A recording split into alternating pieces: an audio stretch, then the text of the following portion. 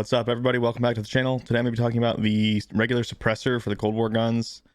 This went through a big change relatively recently when I wasn't really paying attention to stuff and working on stuff. So I'm going to give you all the details now on how all these numbers are changed based on all the testing I did, I think, a couple days ago. I think it has some interesting implications for different weapons, and I'm just going to give all the stats, which are now all up on the website as well, and give you my thoughts on how this affects weapon builds and where this can be used well.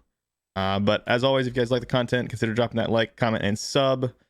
Helps us out, helps keep the website up, and keeps everything up to date. So we appreciate that. But let's jump into it, and I will talk about the regular suppressors.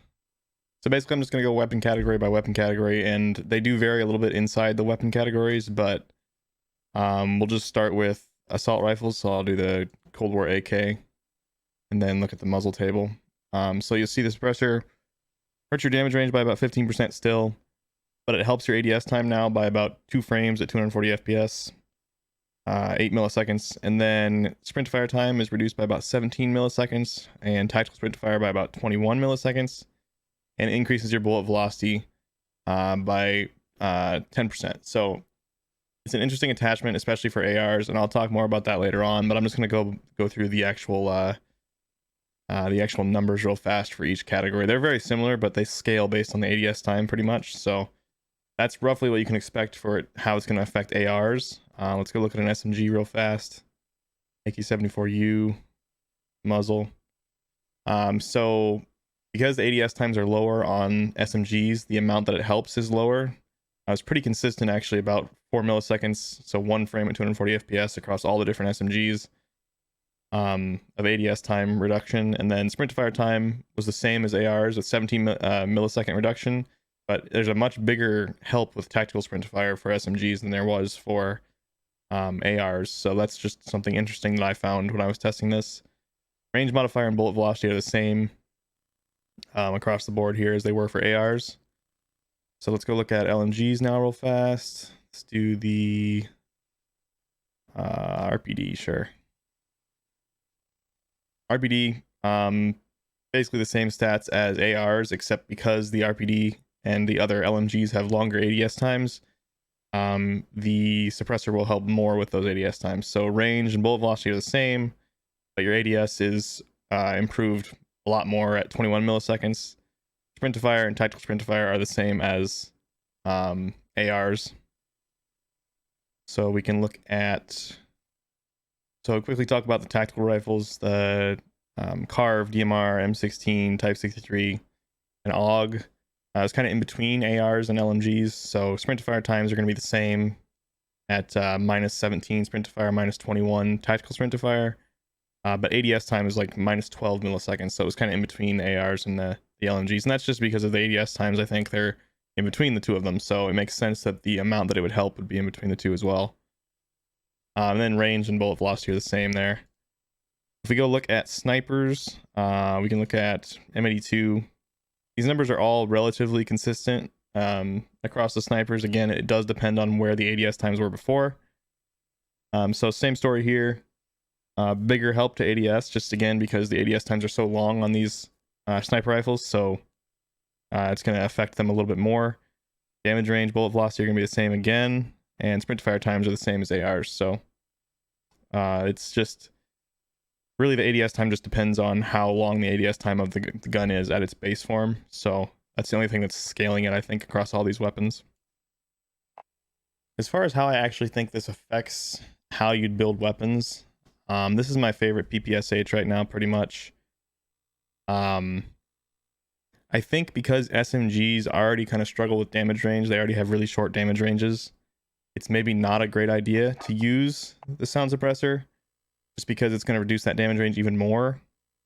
But it does really help with your sprint to fire time, which is a really, really important stat, as well as, you know, it helps with bullet velocity a little bit and aim down sight time a little bit. So I don't know, it's kind of a trade-off. I generally still use GRU suppressor on my SMGs because I already have good ADS times.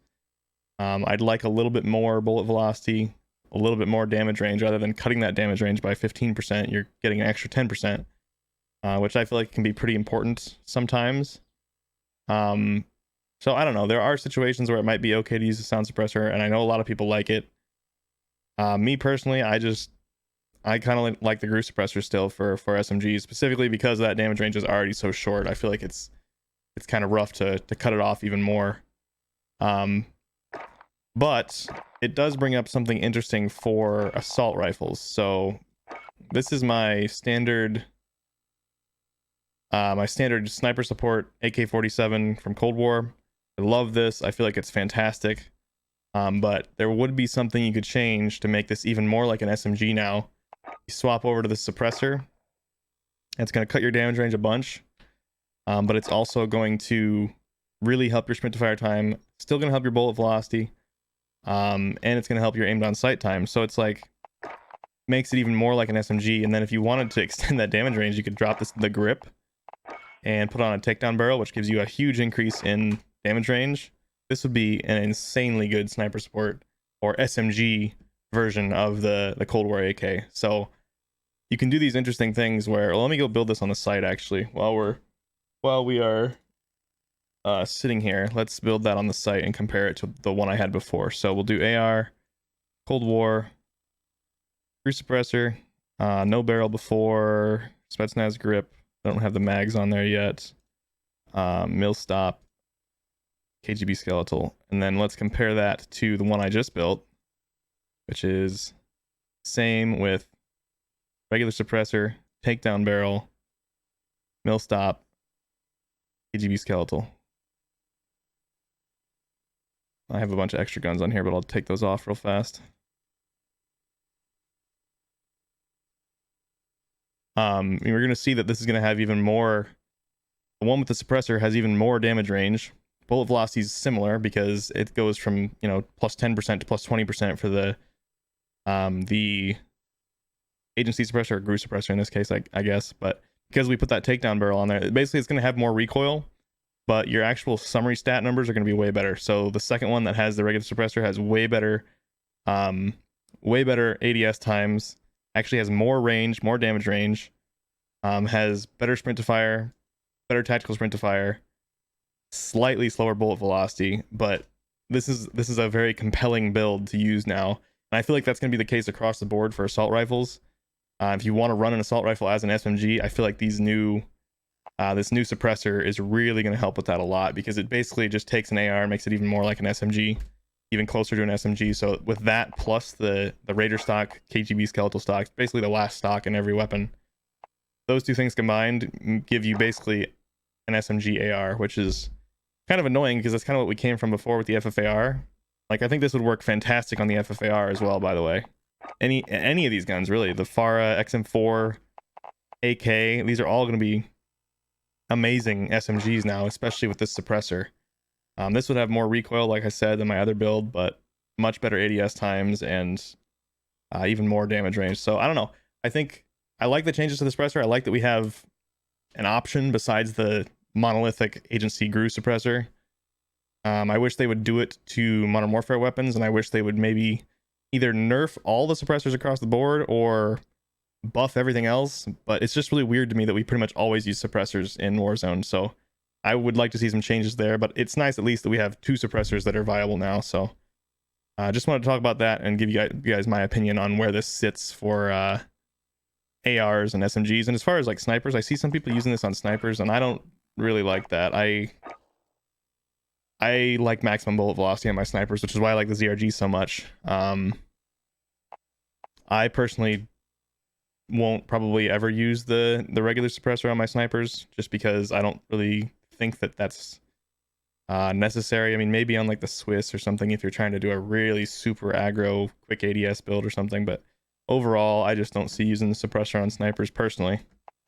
All right, everybody, well, that was all I wanted to cover in the video. Just give you all the stats for the regular suppressors. I think I was the first person to test it at high FPS, so we should have good data on the site now if you want to use that for your builds. As always, appreciate all you guys watching. Really means a lot, all the nice comments and everything. I hope you all have a great day, and I'll see you in the next video.